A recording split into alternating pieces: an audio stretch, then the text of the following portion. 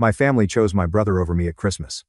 So I disappeared forever and built a better life without them. The funny thing is they did not believe I would actually leave.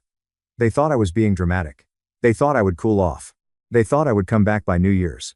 Apologize. Smile. Pretend nothing happened. Because that was what I had always done. I was the quiet son. The dependable son.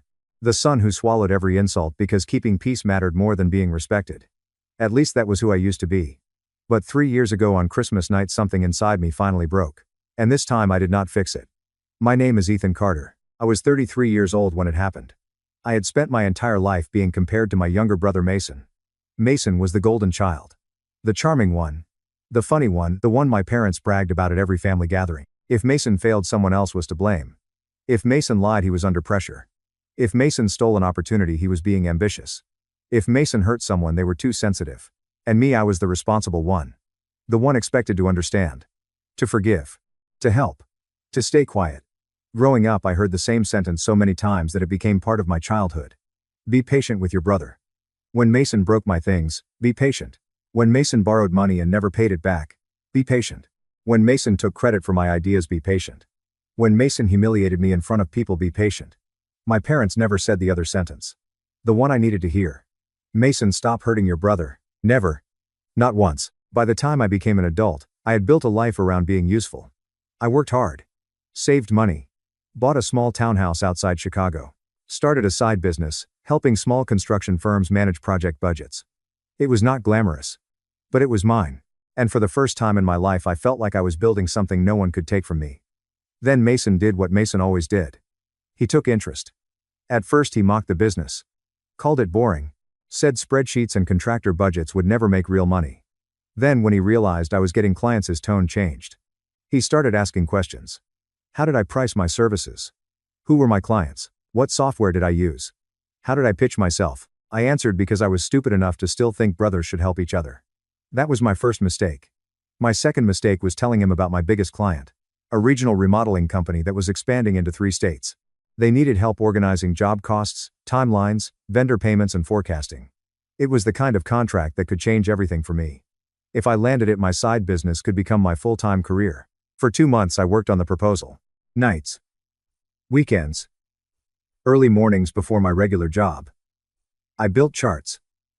Cost models. Timeline systems. Risk reports. A full operational plan. I was proud of it.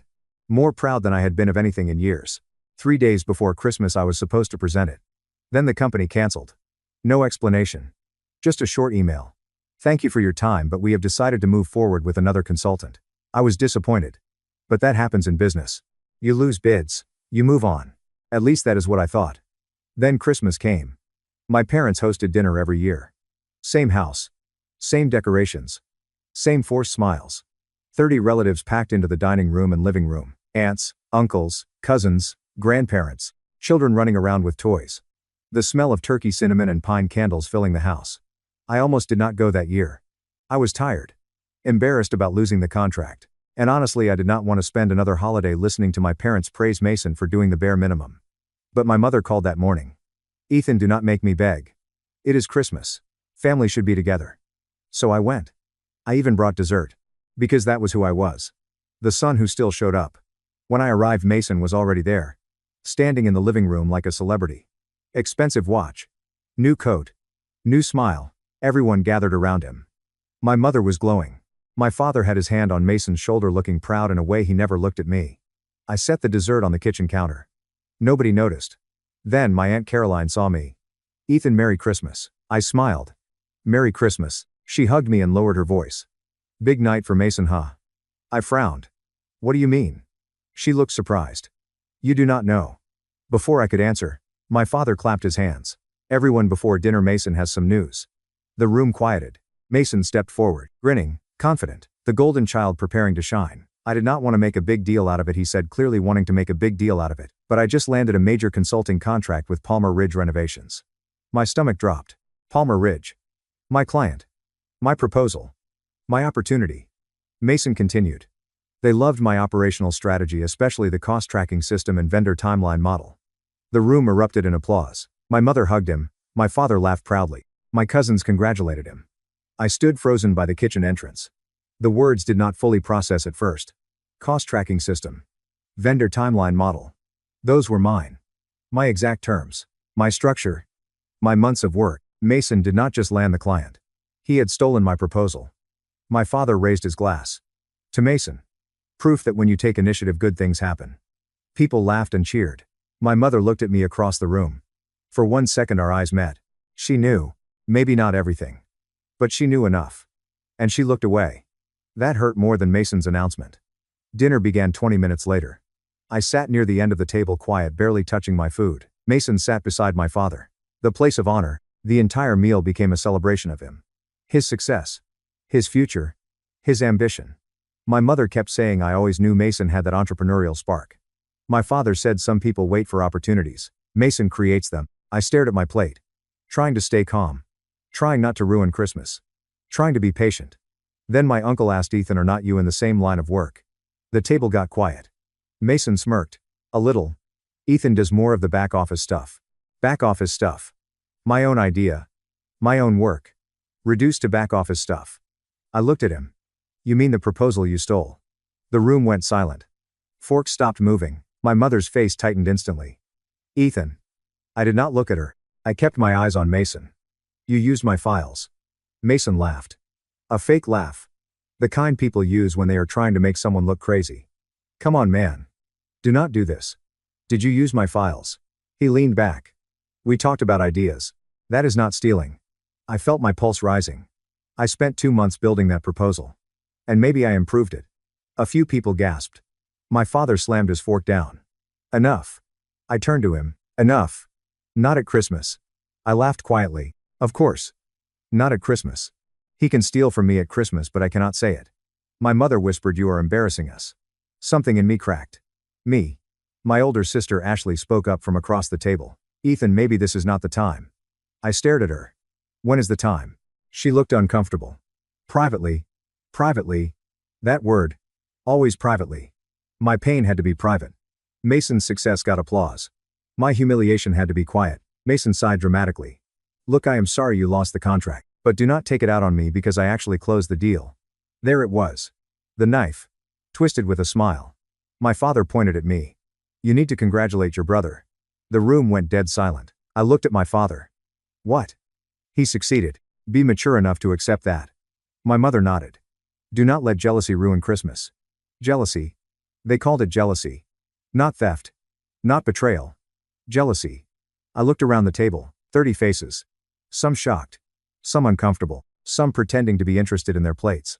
Nobody defended me. Nobody asked Mason to prove he had not stolen anything. Nobody asked if I was okay. My own mother reached across the table and touched Mason's arm, as if he was the one being hurt. Then my father said the sentence that ended everything. Why cannot you be more like your brother? The room went silent again. Then someone laughed. A small laugh. Nervous maybe. But it spread. A cousin chuckled. My uncle coughed into his napkin. Mason looked down smiling, and my mother did not stop it. She did not defend me. She did not say that was too far. She just looked at me with disappointment, like I had ruined her perfect Christmas. I stood up. My chair scraped against the floor. Every eye turned to me. My mother frowned. Where are you going? I folded my napkin. Placed it beside my plate. Then I looked at Mason. At my father. At my mother. At the family who had watched me get humiliated and decided silence was easier. I am done. My father narrowed his eyes. Sit down. No. His face hardened. Do not make a scene. I smiled. You already did. Mason scoffed. Here we go. I looked at him. No, Mason. You go. He blinked. What? You go be the son they want. The genius. The success story. The golden child. Take the applause. Take the contract. Take whatever you think you won. My voice stayed calm. But do not ever call me your brother again. My mother gasped. Ethan. I looked at her. You chose him. Her eyes widened. No one is choosing anyone. You chose him the moment you knew he stole from me and still praised him. She started crying. Ethan, it is Christmas. I nodded. Exactly. I will remember that. Then I walked out. Nobody followed me. Not my mother, not my father. Not Ashley. Nobody. I stepped into the cold night. Snow was falling lightly. Christmas lights glowed across the neighborhood. Behind me through the windows I could see my family sitting around the table. Warm. Bright. Together, without me. I got into my car, started the engine, and drove away. By the time I reached home, my phone was buzzing. My mother. My father. Ashley. Mason. I did not answer. I opened my laptop instead, changed every password, removed Mason's access from every shared file, backed up every document. Then I sent one email to Palmer Ridge Renovations. Subject line: Notice of intellectual property concern. I attached timestamps, original drafts, file history, metadata, emails proving I had built the proposal months before Mason submitted it. I did not ask for the contract back. I did not beg. I simply wrote I believe materials from my original proposal were submitted by another party without permission. I am providing documentation for your records. Then I clicked send. After that I blocked my entire family. All of them. Mother, father, Mason, Ashley, cousins who laughed, aunts who stayed silent, everyone. By midnight my phone was quiet, and for the first time in my life so was my heart. Not peaceful. Not yet. But quiet. The next morning my mother came to my townhouse. I saw her through the door camera. She wore the same red coat from Christmas dinner. Her eyes were swollen. She knocked for 10 minutes. Ethan, please open the door. I did not. Then my father arrived. He looked angry. Not sorry. Angry. He knocked hard. Enough. Open this door. I stood in the hallway watching the camera feed. My mother cried. My father paced. Finally, Mason showed up. That almost made me laugh. He stood behind them, hands in his pockets, looking annoyed. Like my pain was an inconvenience. My mother said, we just want to talk. I pressed the speaker button. No. They all looked up at the camera. My father said, do not be childish. I smiled. You came to my house to insult me. Mason stepped forward. Look, man. I did not steal anything. Then you will not mind Palmer Ridge reviewing the documentation I sent. His face changed. Only for a second, but I saw it. Fear. My father looked at him. What documentation? Mason recovered quickly. He is bluffing. I said nothing. My mother looked into the camera. Ethan. Why would you do that? You could ruin his opportunity. And there it was. My proof.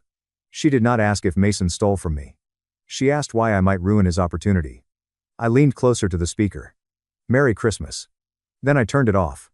They stayed another 20 minutes, then left. 2 days later Palmer Ridge called me. The director sounded uncomfortable. Careful. Professional. They had reviewed my documentation. They confirmed that Mason's proposal contained substantial material identical to my earlier drafts. They terminated discussions with him. Then they asked if I would be willing to present my original proposal again. I said yes. 1 week later I got the contract. Not because Mason handed it to me. Not because my family helped. Because the work was mine. When Mason found out, he exploded. He called me from a new number. I answered once. Just once. You snake, he shouted. I held the phone away from my ear. Careful. You sound jealous. You ruined me. No. I documented you. Mom is devastated. Then comfort her. Dad says you are dead to him. I laughed softly. Tell him I said that makes two of us. Then I hung up. Blocked the number. And began building my new life. The Palmer Ridge contract changed everything. Within 6 months I left my regular job. Within a year my business had 5 full-time clients. Within 18 months I hired 2 employees. By the second Christmas after I walked away I was making more money than I ever had. But money was not the best part. Peace was. No holiday guilt. No forced dinners. No comparisons. No Mason. No parents asking me to be patient. No Ashley telling me I was too sensitive. Just quiet mornings. Work I loved. Friends I chose. And a life built on my own terms. I moved to Denver at the beginning of the 3rd year. The business had grown enough that I could work from anywhere. So I bought a small house with mountain views. Nothing huge. But mine. I spent mornings drinking coffee on the porch. Evenings walking trails. Weekends building furniture in my garage. For the first time I was not waiting for someone to choose me. I had chosen myself. Then 3 years after that Christmas dinner my past found my new address. It was December again. Snow on the ground. Lights on porches. The same season that had once felt like a wound. I had just finished wrapping a gift for my assistant's son when someone knocked on my door. I checked the camera. Mason. He looked terrible. Not just tired, broken. His expensive clothes were gone. His face was thinner. His eyes looked hollow. For a moment, I thought about ignoring him. Then I opened the door. Not because I cared, because I wanted to see what consequence looked like up close. Mason stared at me. Ethan. I said nothing. He swallowed. Can I come in? No. His mouth tightened. It is freezing. Then talk fast. He looked down. I need help. Of course he did. I leaned against the doorframe. What happened? He laughed once. Bitter. Everything. I waited. He rubbed his hands together. After Palmer Ridge dropped me, word spread. I could not get consulting work. Dad helped me start a small contracting business, but it went bad. How bad? He looked away. Debt. How much? Almost 180,000. I whistled softly. He flinched. Mom and Dad put their savings into it. Of course they did. They also took out a second mortgage. Of course they did. And now, his voice cracked. The house is at risk. There it was. The real reason. Not guilt. Not apology. Emergency. Mason looked at me with the same eyes he used when we were kids after breaking something of mine. Waiting for me to fix it. Mom said you might help. I laughed. I could not stop myself. Mom said that. He nodded. She said you are successful now. I stepped closer. Interesting. Did she mention that I became successful after leaving all of you? His face tightened. Ethan, please. This is serious. It was serious when you stole from me. I made a mistake. No. You made a choice. He swallowed. I was jealous. That surprised me. Not because I did not know. Because he finally said it. I know, I replied. His eyes filled with tears. I hated that you were building something. I hated that you did not need anyone. I hated that Mom and Dad were starting to respect you. I stared at him. So you took it. He nodded. I thought if I landed the contract first, everyone would see me as the successful one again. And they did. His tears fell. For a while, I felt nothing. No satisfaction. No anger. Just distance. Like watching a stranger confess to a crime from years ago. Mason stepped closer. I need $50,000. There it was. The number. The price of family. I smiled slowly. No. His face fell. Just like that. Just like that. I said I was sorry. No. You explained why you did it. What is the difference? An apology is about the person you hurt. An explanation is still about you. He looked stunned. I continued. You did not come here because you care about me. You came because Mom and Dad are losing the house after funding your failure. His jaw clenched. That is our childhood home. It stopped being my home the night they chose you. He looked at me with panic. Ethan, please. They will lose everything. I leaned closer. Then tell them to be patient. His face went pale. He remembered. Of course he remembered. All those years, all those times I was told to be patient while he got away with everything. He whispered that is cruel. No, Mason. Cruel was stealing my work and smiling while Dad toasted you for it. He looked away. Cruel was letting them laugh at me. His shoulders slumped. Cruel was showing up 3 years later and still thinking my purpose is to save you. I reached for the door. He panicked. Wait. Mom wants to talk to you. No. Please. No. He pulled out his phone anyway. Before I could close the door, my mother's voice came through on speaker. Ethan. For 3 years I had wondered what hearing her voice would do to me. Would I feel sadness? Anger? Longing? I felt nothing. Mom, I said. She started crying immediately. Oh honey. I miss you so much. I looked at Mason. He stared at the floor. Do you? Of course I do. Then why are you calling through Mason's phone after 3 years? Silence. Then she whispered, we need help. There it was. The truth in 4 words. Not we miss you. Not we were wrong. We need help. I nodded slowly. No. She cried harder. Please. Your father is not well. The stress is killing him. That is unfortunate. Ethan. My voice stayed calm. You chose Mason. Let Mason save you. He cannot. I know. The silence that followed was heavy. Then my father came on the line. His voice was older. Rougher. But still sharp. You think this is funny? No. You think you are better than us because you have money now? No. Then help your family. I looked out at the snow. At my quiet street. At the home I built without them. No. My father breathed hard. After everything we did for you. I almost laughed. What exactly did you do for me? We raised you. You raised me to accept less. My mother sobbed in the background. My father snapped, do not talk to me like that. And there it was. The old command, the old tone, the expectation that I would shrink. But I did not shrink anymore. You have no power here. He went silent. I continued. 3 years ago you humiliated me in front of the entire family. You told me to be more like Mason. You laughed when I left. You protected the son who stole from me. My voice lowered. Now you want the son you rejected to rescue the son you chose.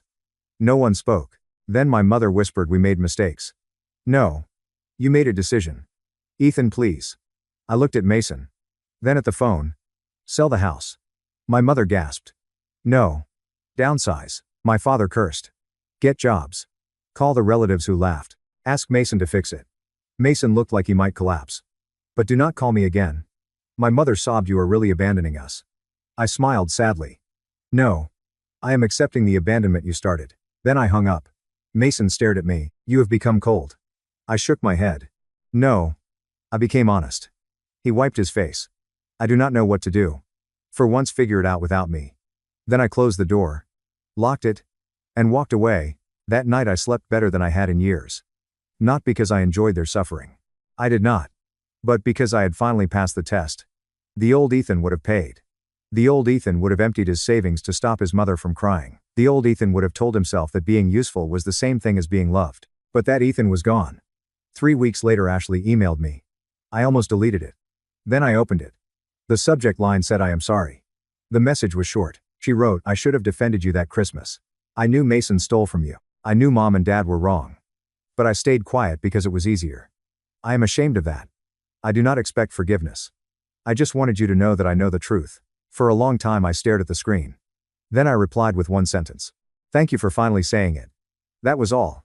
Not forgiveness. Not reconciliation. Just acknowledgement. Sometimes that is enough. 2 months later my cousin told me my parents sold the house. They moved into a small rental. Mason moved with them. His business closed. The golden child had finally become exactly what everyone had protected him from becoming. Responsible for his own consequences. At first I expected to feel satisfaction. I did not. I just felt free. That was better. The next Christmas I did not spend the holiday alone. My assistant invited me to her family's dinner. I almost said no. Old habits. Old wounds. But I went. Her family was loud. Messy. Kind. No one compared anyone. No one used jokes as knives. No one laughed when someone was hurting. At dinner her father asked about my business. I answered carefully. Still not used to people being genuinely interested. He listened. Then said you built something impressive. 5 simple words. And for some reason they hit me harder than all the insults ever had. Because they were clean. No comparison. No hidden agenda. No Mason. Just recognition. Later that night I drove home through falling snow. Christmas lights blurred past my windshield. For the first time in years Christmas did not hurt. It was just a night. A peaceful one. I parked in my driveway. Walked inside. Turned on the fireplace. Made coffee. And sat by the window watching snow cover the mountains. My phone buzzed once. A message from Ashley. Merry Christmas, Ethan. I looked at it for a long time. Then replied Merry Christmas. That was the only connection I allowed. Small. Careful. On my terms. A year after Mason came to my door Palmer Ridge renewed their contract again. My company doubled in size. I hired a general manager. Moved into a larger office. Started mentoring young project managers who reminded me of myself. Quiet people.